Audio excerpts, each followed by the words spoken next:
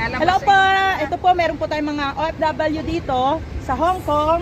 And I'm at Ate Annie from Hong Kong chapter ng We Aim OFW Hong Kong. Ito po yung mga ka-OFW natin.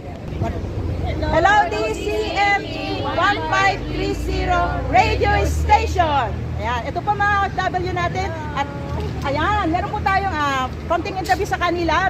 Buhay OFW po tayo dito at tinutulungan po natin yung mga OFW under non-government organization ng WM OFW Incorporated sa Pilipinas. So, ito po, isa po sa first timer dito. First time, arat na!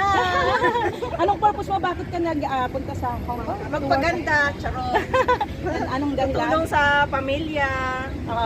First timer din ikaw? Yes po, first timer po. Pumunta po ako rito for my family and for my pusan. Yeah, and how about first timer? Okay, ikaw nag-work sa Hong Kong?